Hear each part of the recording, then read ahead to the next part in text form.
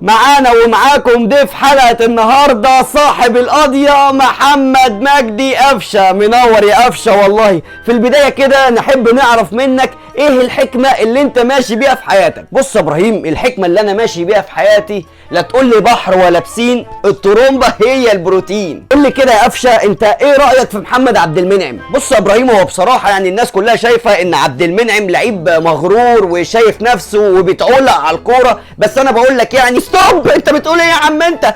انت قصدك تقول ان هو بيتعالى، صح؟ بيتعالى على الكورة. يا قفشة يا حبيبي، مش كل حاجة تفكر فيها يا بابا تقولها كده على الهوا يعني. سيبك من عبد المنعم خالص، انا اللي غلطان مش انت. خلينا في كولر. ايه رأيك في كولر؟ ده هيحبسنا ده ولا ايه؟ صراحة مستر كولر بصراحة مدرب كبير جدا، بس الأمانة يعني هو ظالمني يعني. حسبي الله ونعم الوكيل فيه. اللي أعلى منه بقى وأحسن منه بكتير فايلر ده كان مدرب كبير جدا، بس للأسف يا إبراهيم 95% من الشعب المصري واللي بيتفرجوا على الكورة مش فاهمين أي حاجة خالص، ما بيفهموش كورة. الجمهور كله أنت قصدك على المحللين، صح؟ المحللين يا قفشة، المحللين هم اللي مش فاهمين. صح ولا ايه؟ انت طالع تغلط في الناس كلها، ده هيقفل لنا البرنامج ده. مين قال نجيبه؟ ده هيودينا في داهيه. ما تهدى كده يا قفشه، مالك؟ الله، شويه شاي بلبن وبسكويت هنا لعم قفشه والنبي. دليل على كده يا ابراهيم ان في ناس بتحب تجري ورا الشو ورا اللقطه، هم دول بقى اللي بيدوهم ايه؟ جايزه احسن لاعب. ولعلمك في لعيبه كتير في الاهلي كده يعني في اتنين انا اعرفهم بيحبوا الشو واللقطه، بس طبعا مش هقول على اساميهم يعني، بس هم دايما كده بيجروا ورا الترند، وعشان كده الناس بتحب ايه انا بتكلم غلط صح؟ انا حاسس ان انا كده بدات ابهدل في زمايلي وفي الفرقه بتاعتي. ها، ما نطلع فاصل. طب يا ابني بقى، حرام عليكم بقى، حرام عليك يا قفشه. عمال انقذك وعمال الحقك وعمال تغلط في الناس.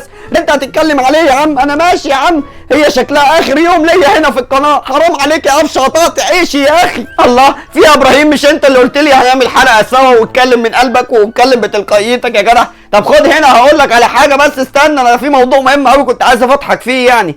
بالنسبه بقى لرغيف العيش اللي الناس غلته، انا كنت طالع اتكلم معاك بصراحه ونناشد الوزراء ان رغيف العيش ده لازم يرجع يبقى رخيص تاني، لان احنا بنجيب عيش كتير عشان الحاجه عندي يعني بترمي لي الفراخ والبط وكده، ما احنا مربين. ابراهيم خد هنا بكلمك يا ابراهيم، عيب كده يا ابراهيم، مش كده يعني يا ابراهيم. الله، انا مش طالع في برامج تانية يا عم ولا طالع في تلفزيون تاني. بقول لك ايه يا امام، تفتكر الكلام اللي كان بيقوله قفشه مع ابراهيم فايق بيلقح علينا؟ اصل هو بيتكلم على ناس بتحب اللقطه ومش عارف والشو والحاجات دي. انا حاسس كده والعياذ بالله ان الواد قفشه كان قصده بينا احنا بالكلام ده وبيلقح علينا في البرنامج. تفتكر؟ لا يا راجل، حاسس مش متاكد يا كهربا. ده ابراهيم فايق والجمهور كله بقى متاكدين ان قفشه بيتكلم عليا انا وانت يا كهربا. كل ده عشان في ماتش الزمالك قفشه نزل عمل لي اسيست وجاب جول وانا اللي خدت احسن لاعب. هو متضايق قوي كده من ساعتها؟ يا ريتني كنت اديته الجايزه وهو اللي كان احسن لاعب، بدل ما كان طلع بهدلنا كده وشردنا كده في الاعلام. ماشي يا قفشه، ماشي يا قفشه، ادي دقني اهي، لو خليتك تلعب تاني في الملعب مش هبصيلك يا قفشه.